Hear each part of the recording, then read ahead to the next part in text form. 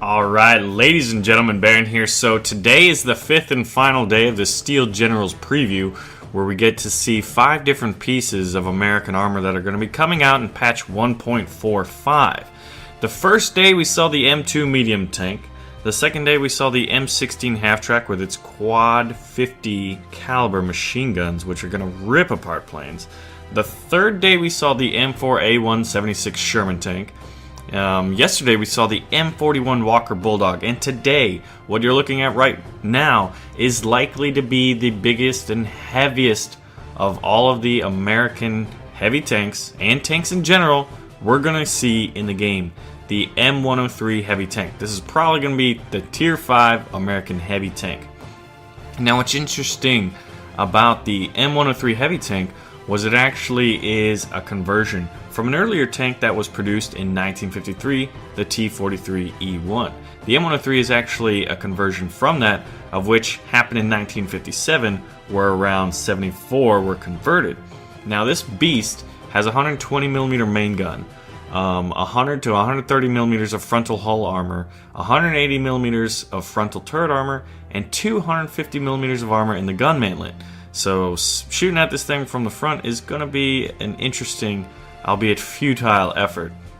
It's an absolute beast.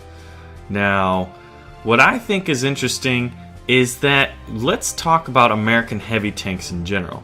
I think that we know about the M26 Pershing, which you can see here, and then maybe to a lesser extent about the Patton tanks. Now, there were 3 different types of Patton tanks. The M46, which was produced in small numbers and not used by the United States. Then there was the M47, and finally you can see right here the M48 Patton, which was actually pretty different from the M47 Patton. And the biggest distinction, I think, superficially, is when looking at it, is that rounded turret. Now, both the M47 and M48 are armed with 90mm guns. The M48 didn't have a hull-mounted machine gun, and as a result had a smaller crew. And while that's all well and good, we're pretty much familiar with the M26 and M46, M47, M48 Patton and Pershing tanks. But I think what's kind of cool are some lesser known tanks. Now first, I'm going to be talking about basically what kind of led up to, what were some of those tanks that were going to be produced and were produced in small numbers, but basically production stopped as a result of the stop of World War II. And the T-29 heavy tank and the T-34 heavy tanks, you can see here, this is the T-29, 105mm gun, and it was basically the predecessor to the M103. Small orders were produced, and it could have gone into production had it not been for the end of World War II. Now here's one I think is really cool, because Gaijin's basically like, hey guys, check this one out. This is the M6 heavy tank. And what I think is very fascinating about this tank is it's got a 76.2mm main gun, and then right next to it, it has a 37mm gun, which is mounted coaxially. And I think that is just the coolest thing. Like, how unique of a tank is that? For, it's not multi-turreted, but it's definitely multi-gunned. Now we're gonna get to see that in M3 Lee. And if the Brits get the M3 Grant.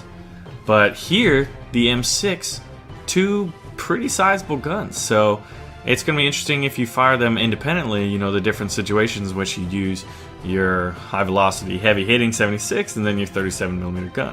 This thing's pretty slow and pretty heavy armored, and I would imagine it's definitely one of the earliest American heavy tanks as far as the tech tree is concerned. Anyway, so out of all of these days and out of all these tanks, actually I wanted to ask you all to help identify every tank in this video clip. But basically, we've got a lot of American armor to look forward to. I think my favorite that I'm looking forward to the most is the M42 Duster, which is actually the anti-aircraft modification of the M41 Walker Bulldog.